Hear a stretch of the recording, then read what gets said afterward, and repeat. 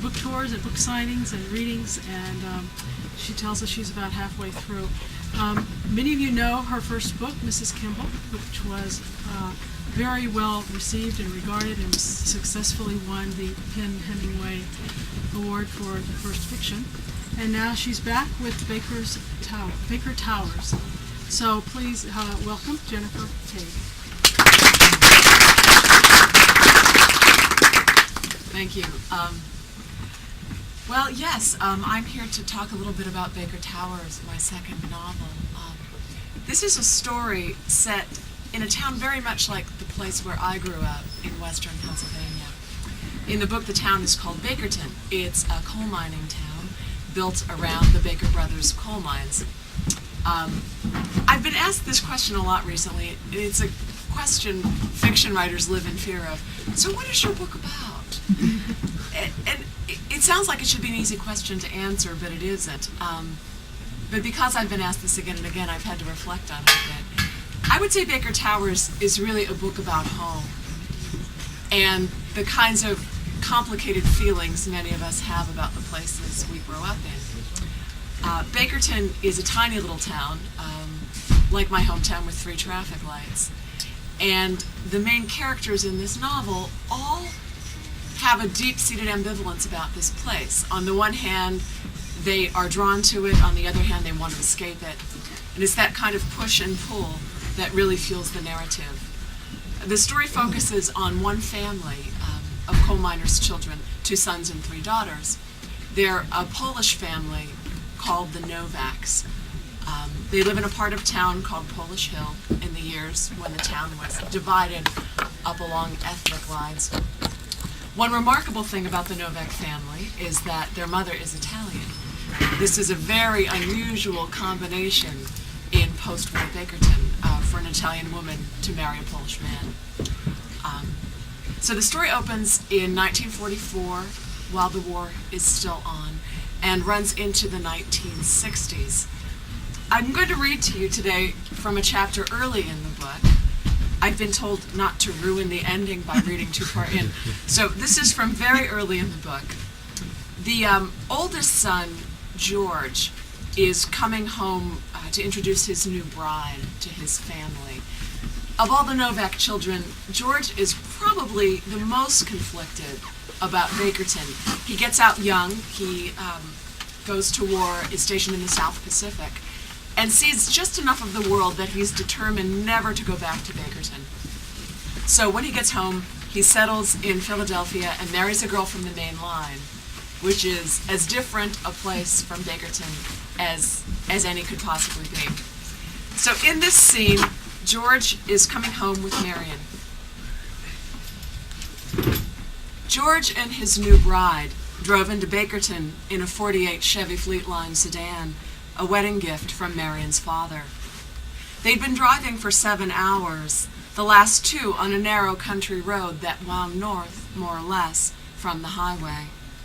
"That's impossible," she protested when he told her how long it would take, but his estimate, allowing for dirt roads and rugged hills, farm equipment and sluggish coal trucks, turned out to be correct. "Almost there," he said. "It's just over the hill." He accelerated and was rewarded by an exquisite sound, the mellifluous roar of the 10-cylinder engine. At the top of Saxon Mountain, he slowed, looking down on the town.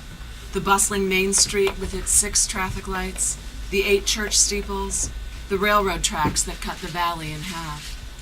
A whiff of sulfur hung in the air. From this vantage point, you could see all of Saxon Valley, Polish Hill, the old mine camp known as Swedetown, the number 5 tipple just beyond. Baker Towers loomed above the train tracks. Behind them, rows of identical shingled roofs. If Marion had asked, George could have told her what they were: bony piles, company houses. But his wife, bless her, did not. He rolled down his window. It was a clear Saturday in late June.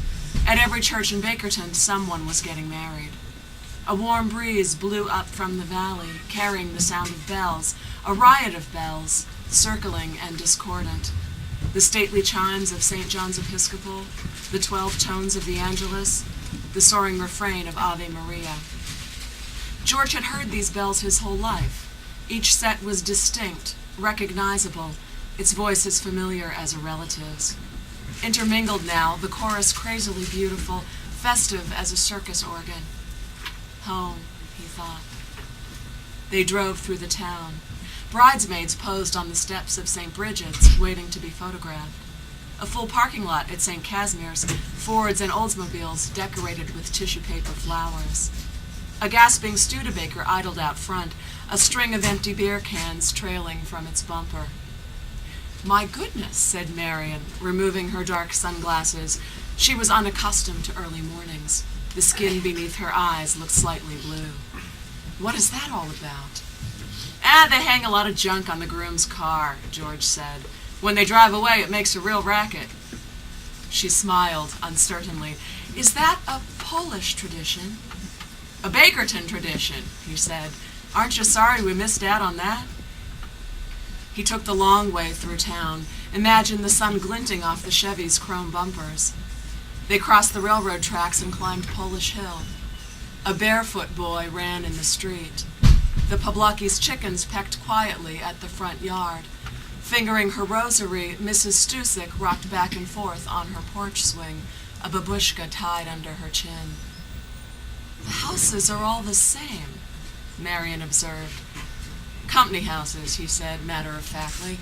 There, he thought, that wasn't so bad. He pulled in front of his mother's house and engaged the brake.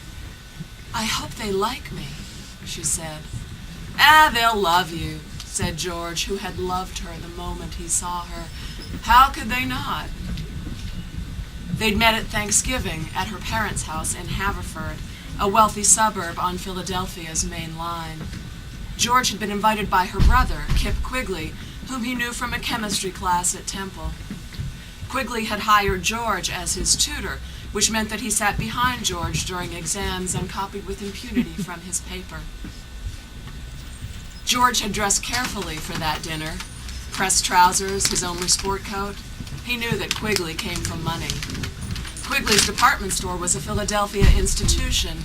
George had never bought anything there. The prices were too steep, but he passed the store each day on his way home from the bus stop, stepping around well-dressed matrons with their green and white shopping bags.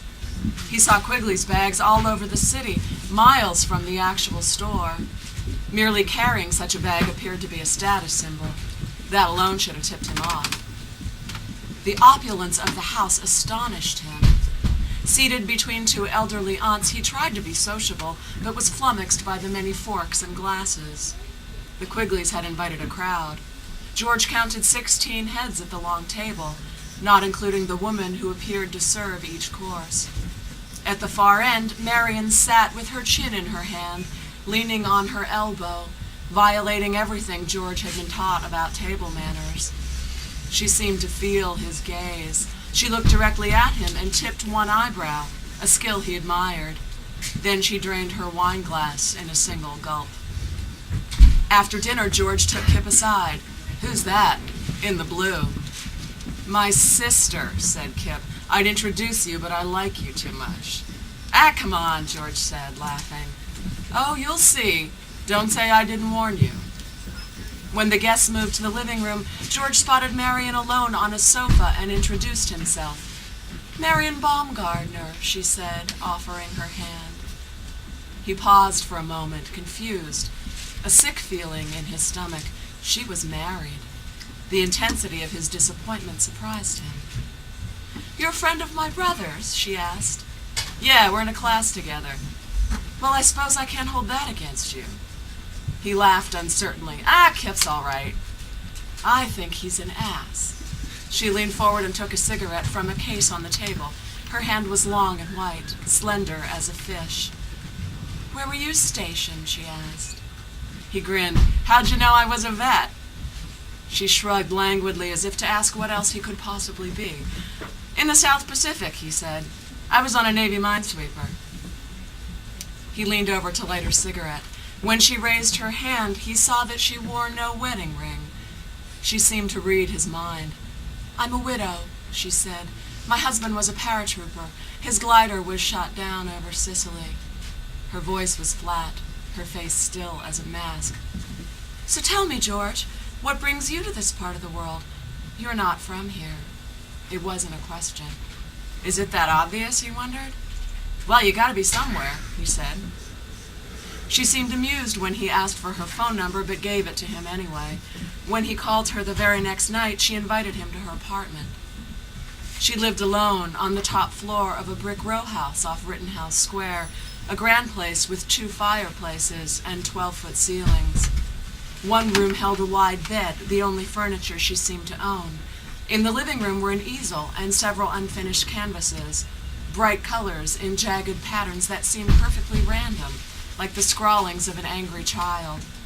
The place smelled of coffee and turpentine. The refrigerator held tonic water, vodka, and gin. Their first date lasted the entire weekend. George emerged from her apartment on a Sunday afternoon, exhilarated and slightly queasy. He hadn't eaten, and his temples ached with hangover. Her paint-dappled rug had left a crisscross pattern on his back. He proposed after 3 months. Her father took the news calmly. "He gave up on me long ago," Marion had told George, "when I ran off and married a Jew." "Novak," said the old man. "What kind of name is that?" "Polish, sir. My family came over from Poland." Quigley raised his bushy eyebrows. "A lot of Jews came from Poland." "My family's Catholic, sir." George knew from Marion that this wouldn't be welcome news either, but her father took it stoically. In the end, he gave his blessing, and Marion Baumgartner became Marion Novak, one youthful indiscretion expunged by another, slightly less egregious one. They were married that spring in a quiet ceremony at the Quigley's church in Haverford. George's family did not attend. He didn't tell his mother until afterward. She would have insisted on a Catholic wedding, and that was a conversation George didn't wish to have.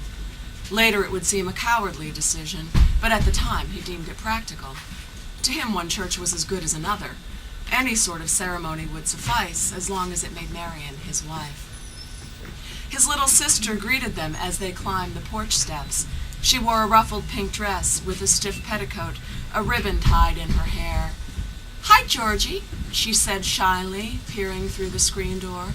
She was 4 years old, timid with strangers. "Hey, honey." He opened the door and lifted her into his arms. "Isn't she a doll? My baby sister Lucy." He was prepared to hand her over so Marion could hold her, but his wife only smiled. He put Lucy down and went inside. "Hello," he called, heading for the kitchen. His mother stood at the sink rinsing dishes. He was relieved to see that she was wearing shoes.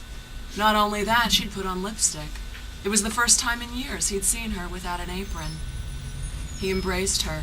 She was stouter than he remembered. Her hair smelled of garlic. A wonderful aroma filled the kitchen, a strawberry pie cooling on the windowsill. "Mama, this is Marion." "How do you do?" Marion offered her hand. Next to Rose, she looked slim as a whippet, tall and elegant in her pale blue suit. "Pleased to meet you," Rose said carefully, as though she had rehearsed it. They sat. His mother took plates from the cupboard and set about slicing the pie. "Mama, come sit down." "In a minute. First I make some coffee." She bustled about the kitchen, putting on water, measuring the grounds. Marion glanced around the room. "Is that a coal stove?" "Yep," said George. She studied it with naked fascination, as though she'd never seen such a thing. It hit him then that she probably hadn't. The stove, the Last Supper hanging on the wall, the Lenten palm leaves tucked behind it to ward off lightning strikes. All the familiar objects of his childhood were curiosities to her. "Where does it go, the coal?" He indicated the compartment at the side of the stove. "You fill it every day?" "Every few hours," said George. "Depends on how much cooking you do. That was my job when I was a kid, filling the coal bucket." "Well, who fills it now?" "Sandy, I guess. My little brother. Mama, where is he?" "Outside someplace. I don't know. Me, I never know."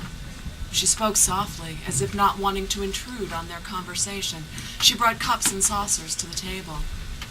"Mama, please sit down." He regretted the edge in his voice. He only wanted her to sit and talk like a regular person instead of behaving like a waitress. Finally, she did sit, her hands folded in her lap. "It smells delicious in here," said Marion. "I've been cooking all day." Her eyes met Marion's. "You like to cook?" Marion laughed, a low, bubbling sound. "Oh, heavens, no, I'm a disaster in the kitchen. George is still teaching me to fry an egg." Rose frowned. "What you eat, then?" "Oh, I don't know." Marion crossed and uncrossed her long legs. "We go to restaurants or make sandwiches. I don't have much of an appetite." George avoided his mother's gaze. He knew what she was thinking. "What kind of girl you marry? She don't know how to fry an egg." "You still working, Georgie?" Rose asked. "With the hardware?" "Nah, I quit that job. I'm working for Marion's father now. He has a store." "What about the school?" "I'm taking the summer off," he said. "We're saving up for a house." "Mrs. Novak," said Marion, "George tells me your family is Italian." Rose looked down at her lap, smoothed the fabric of her dress over her knees. "Yeah, he's right. We come over when I was little."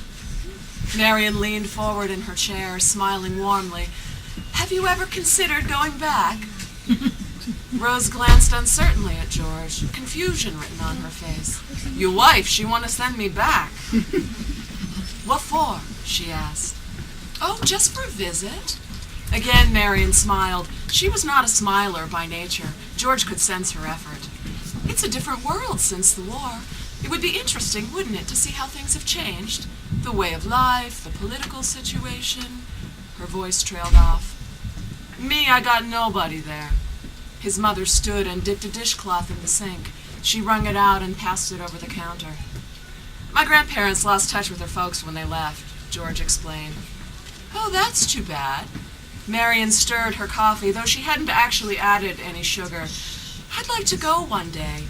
My husband died there during the war." George felt his face warm. "Your husband," his mother repeated. "Oh, George didn't tell you? I'm a widow." "No, he don't tell me." Again Rose wiped at the counter with a rag. A long silence in which Marion sipped her coffee. George swallowed bite after bite of strawberry pie, which seemed to be piling up on the way to his stomach. Finally Marion got to her feet. "Would you mind if I lay down for a while?" she asked. "I've got a bit of a headache." George led her upstairs to his sister's room, where they would be sleeping. The room was immaculate, the walls bare. When he'd last visited, a poster had hung above the bed. It had been removed for their visit and replaced with a crucifix. "You shouldn't have told her that," said George. "Told her what?" "That you were married before." She stared at him. "I assumed she already knew." "Well, why would I tell her a thing like that?" "Because it's true. It's what happened." She frowned. "Should I be ashamed of it?" "No, of course not," George said hastily. He couldn't bring himself to explain it, that his mother expected what every mother expected, for her son to marry a virgin, sweet and uncomplicated, an altogether different sort of girl. "Mama's old-fashioned, that's all. It's hard enough getting used to a daughter-in-law." Marion shrugged as though the matter were hardly worth discussing. "I'm exhausted," she said, stripping down to her panties. He watched her undress. Her casual nudity still startled him. Her habit was to sleep late, skim the newspaper, and paint for an hour or two, all without putting on much clothing. In their own apartment, with the shades drawn, it was fine with him, but here in his mother's house it seemed very wrong. "What's the matter?" Marion asked. "Oh, nothing." The truth, that he wished she'd put some clothes on, seemed foolish and neurotic. Marion certainly would have thought so. She climbed under the covers and rolled onto her side. "I won't sleep," she said. "I'll just close my eyes."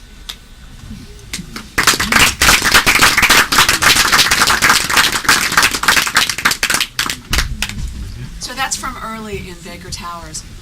This is the part of the show where I usually answer questions if people have them. Questions about Baker Towers, or Mrs. Kimball, or about writing in general, anything really. Yeah. What kind of research did you do about the 40s and 50s? I did a fair amount of it. The question is about the research I did to write Baker Towers. I was born right around the time this book ends, in the Vietnam years, so I had none of my own memories to draw upon. I did grow up in this place, so there are certain things you know about a town by osmosis if you've lived your whole life there. But I also had a lot of sort of probing conversations with people in my family. My father had 9 sisters, and they were all wonderful storytellers, and I kind of grew up hearing them reminisce about these years, the 40s and 50s, which is probably why I had the desire to write about this time to begin with. By the time I was born, this little coal town was already on the downslope very much. The town had sort of lost a lot of its population. The mines had started to close.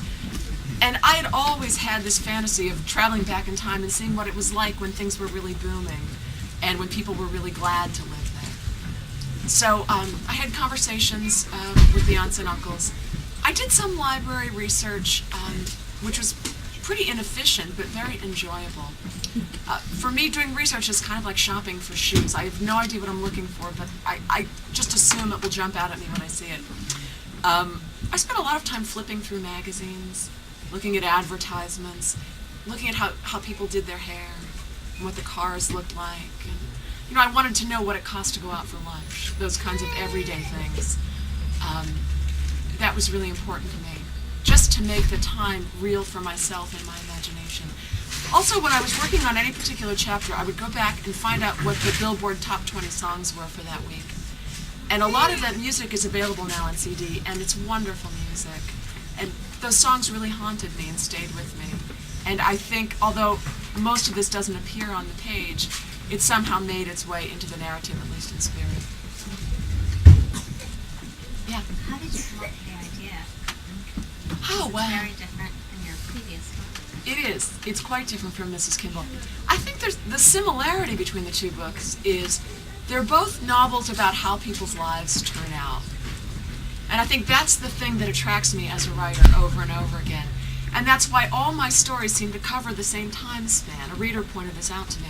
They all go about 25 years.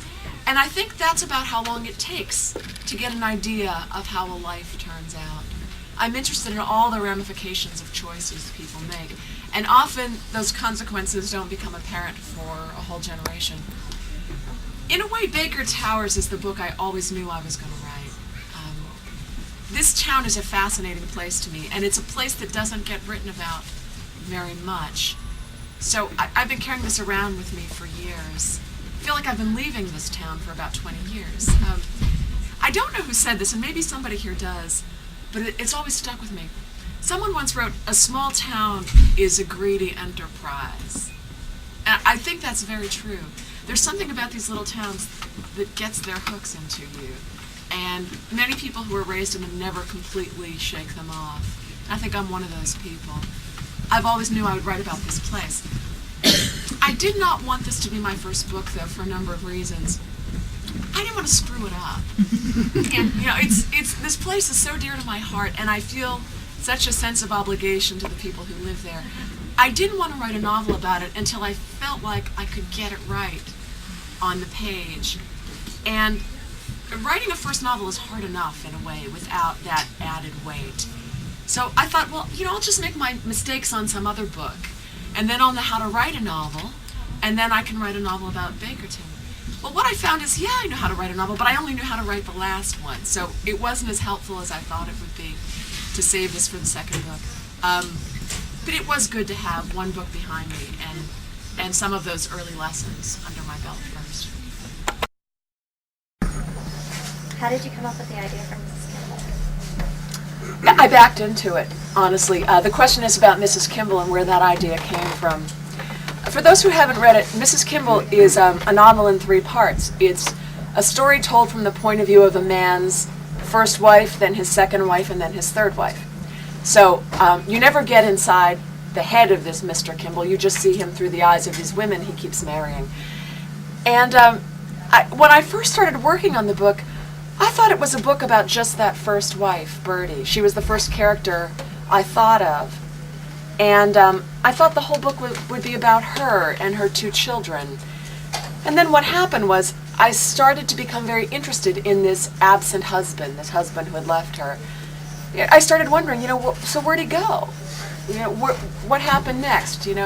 What took him away from this family? And I followed that thread. I'm a big believer in following what fascinates you as a writer. I can't help but think if something is really interesting to me, it will ultimately be interesting to a reader as well. So I started writing about Bertie first, and then I kind of shifted gears and started following this missing husband, sort of tailing him through the next 25 years of his life. And that's how the book evolved. I didn't grow up in a small town, but I grew up in a neighborhood in Brooklyn, which is almost the same thing, which doesn't exist. It's wiped out by Moses, but it reminded me of the same thing of somebody coming home to the apartment building and the street with a wife that he had, like An outsider, right. Outsider being like culture shock too, except where I grew up it was all mixed up, but it was still be like culture shock. Some people didn't know, like people did live in apartment buildings, grew up in them. Yeah. But Yeah. it's almost like the same thing. I could see that. And it's some of the same population in a way, Italians and Polish and yeah. And in my building she was Polish, he was Italian. Oh.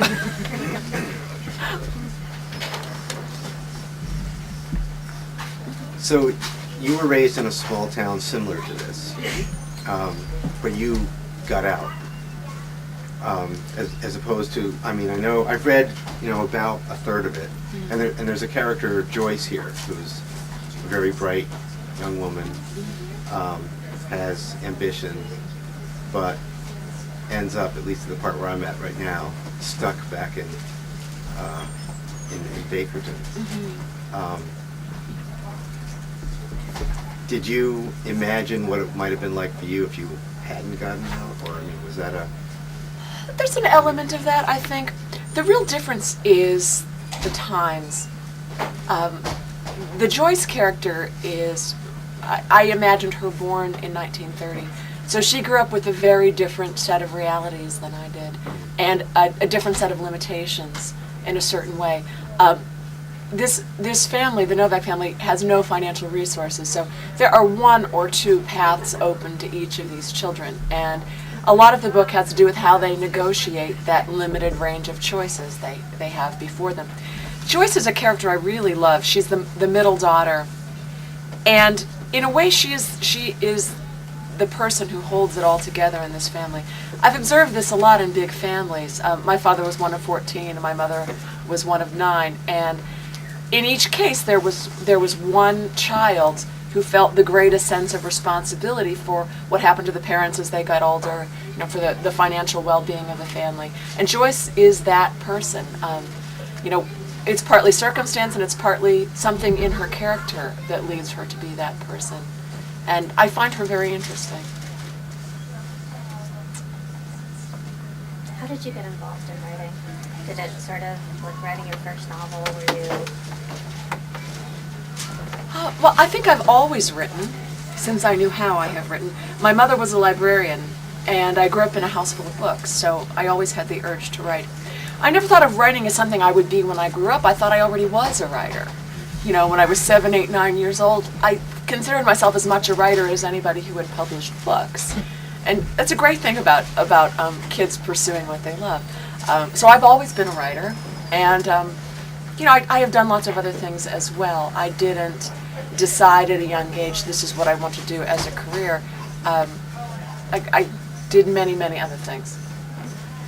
Did you work through an agent in terms of being published? Yeah, Mrs. Kimball was sold by an agent. What happened was, I was a student at the Iowa Writers Workshop, which is a fiction writing program, MFA fiction. And I finished the novel while I was still a student there. One of the great things about Iowa is it's such a well-known program that agents come through town looking for clients. So I was never in the position of having to find an agent. She really did find me. And it all happened very quickly. She took the manuscript and sold it within, I think it was within a month. So it took a very long time to write, and it was not easy. But the selling publishing parts were were very easy. I understand your first book started as a short story. I didn't know what it was exactly. I thought it might be a long short story or a short novella. It's hard to tell sometimes. They don't always announce what their final form will be. But it was really, Mrs. Kimball was the first novel I ever finished. And I spent a lot of time trying to understand how a novel is made. That was really my experience teaching myself how to do it. There's no other way to learn to write a novel, sadly, than simply to write one. And the first draft of Mrs. Kimball was like a long, short story. I think it was 55 pages. And it was the longest thing I'd ever written in my life. I couldn't imagine how it would be any longer. It seemed perfectly complete to me. And with each successive draft, I learned a little bit more about how a novel is structured, how the pacing works. It was really, it is an entirely different form. A short story is so compressed, and it begins about 5 minutes before it ends. So you're working on an entirely different scale, and there's a learning curve with the first novel. So I did 7 drafts of Mrs. Kimball, and each one resembled a novel a little bit more. And with Baker Towers, did you start with the end in mind and slide out and then just fill in the gaps? Or? No, I didn't know what I was doing. I wrote it in chronological order, really. I started with the first chapter. I find I'm not able to work in any other way. I know writers who can jump around in the narrative when they're composing it. I can't do that. I can't possibly know what the middle looks like until I've written the beginning. So I work in order in absolute terror of the ending. Because as we all know, if the writer blows the ending, no one remembers how good the first chapter was. So the ending is sort of the critical moment, and you spend 2 or 3 years worrying about it, because I didn't know how this book would end.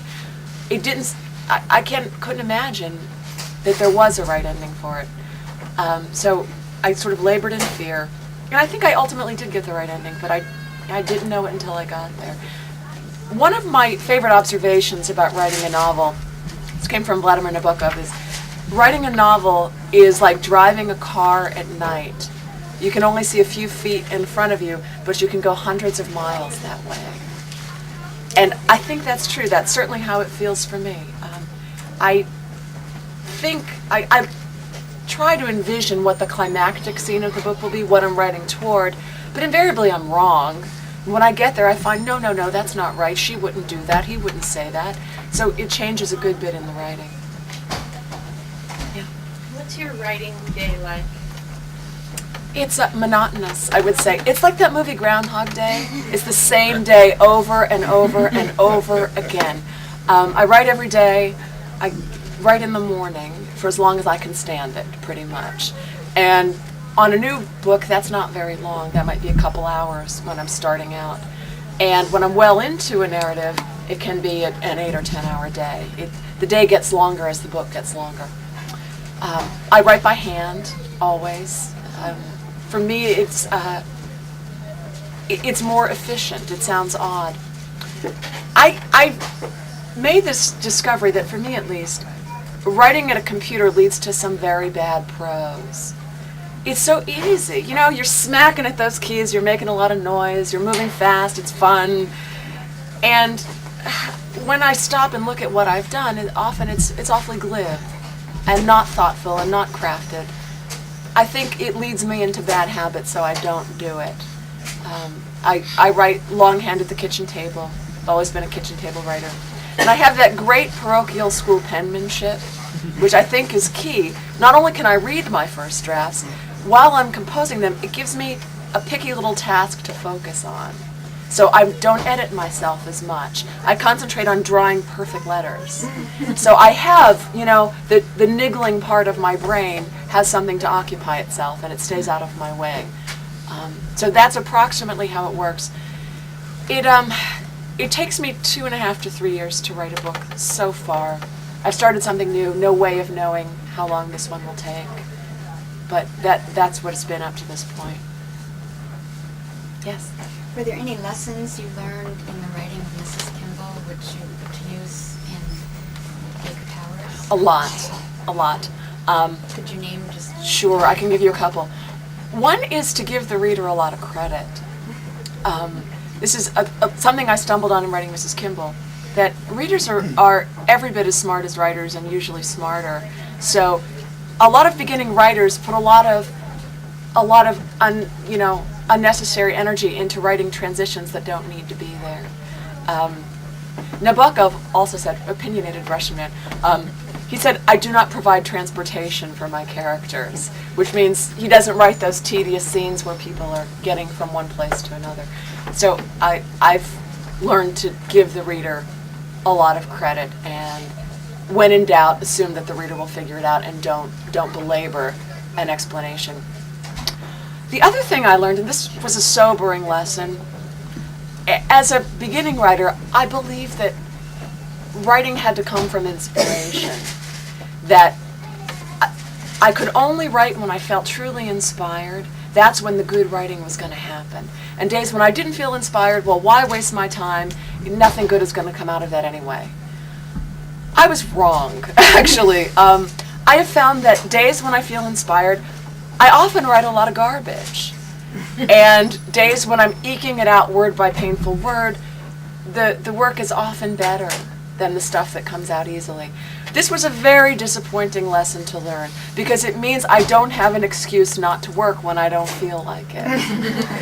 So I work every day just like everybody else. I think that so much of writing is showing up. You know, Flannery O'Connor only wrote from 9 to 12 in the morning, 3 hours a day.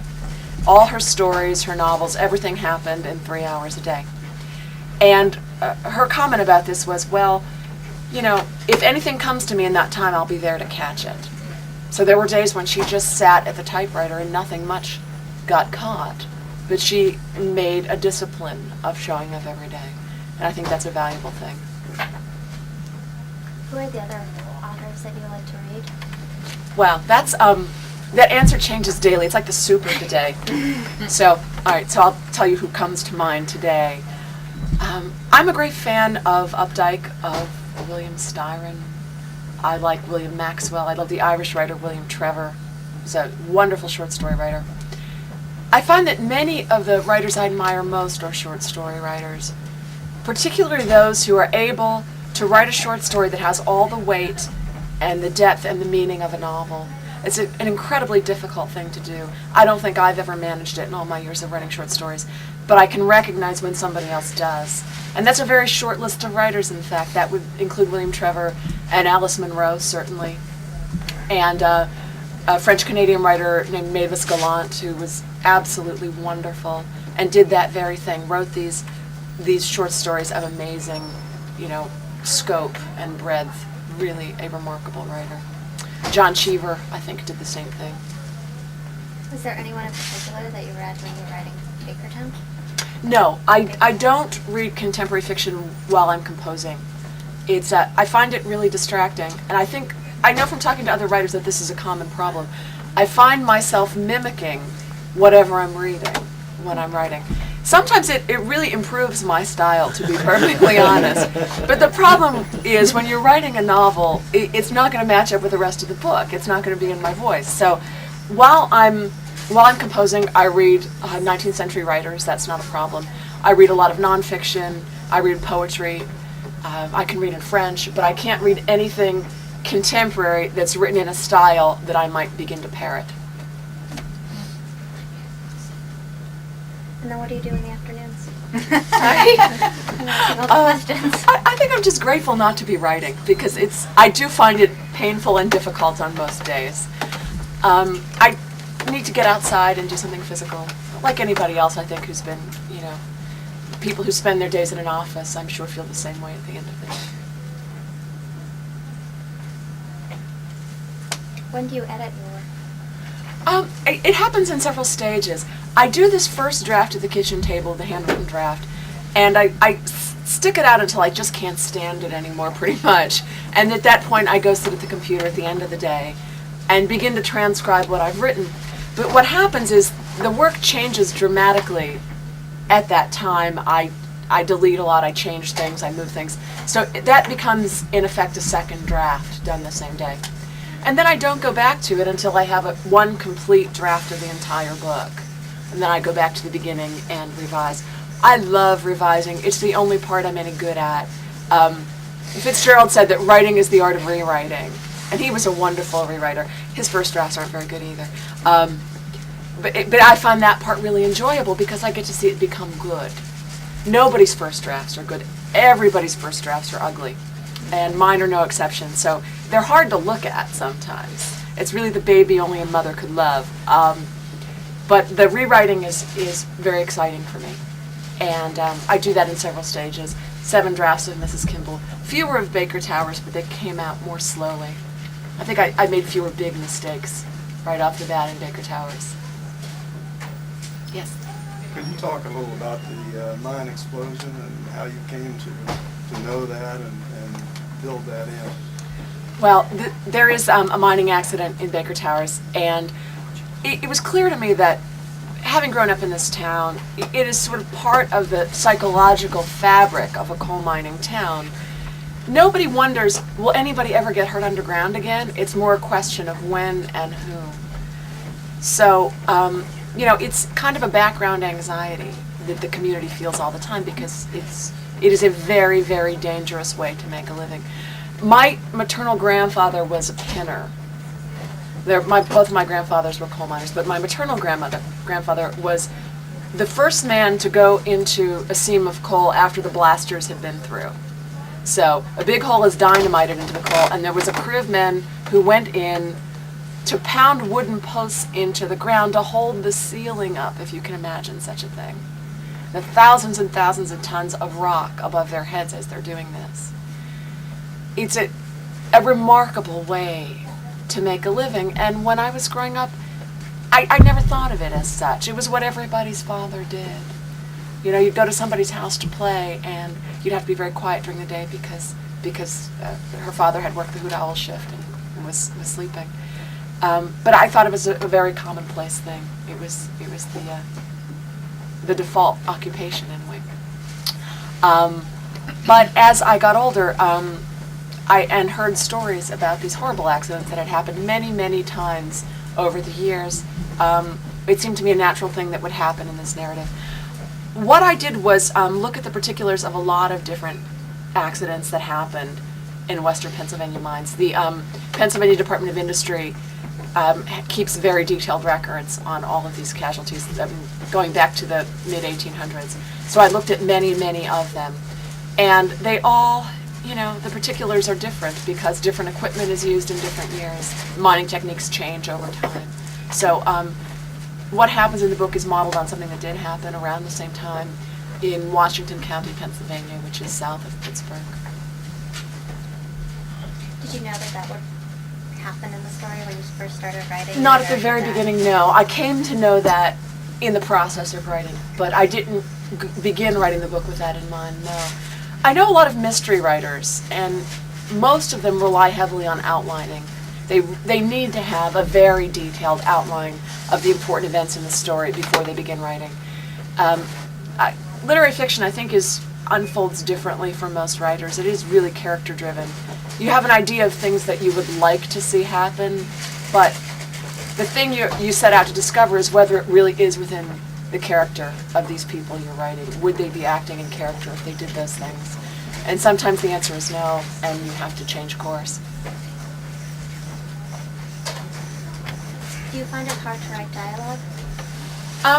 No, I find it way too easy, and most of it is really bad. So I overwrite dialogue. I write 10 times as much as I need and cut almost all of it. I think one mistake beginning writers make is they write entirely too much dialogue. When I taught creative writing at Iowa, I used to give my students an exercise. I would have them go into a bar or a coffee shop and eavesdrop on a conversation and transcribe it. And have them bring these into class and read them, and you realize how uninteresting most everyday speech is. So dialogue, although we all admire dialogue that sounds natural, the idea isn't to replicate speech, it's the illusion of speech. So you want it to sound real, but God help you if it really is real, because it's you're going to lose your reader. Someone's going to throw the book across the room. We are all so inelegant in our speech. We're not terse. We're not full of bon mots. So to get that to happen on the page takes, in my experience, lots and lots of writing and lots of cutting.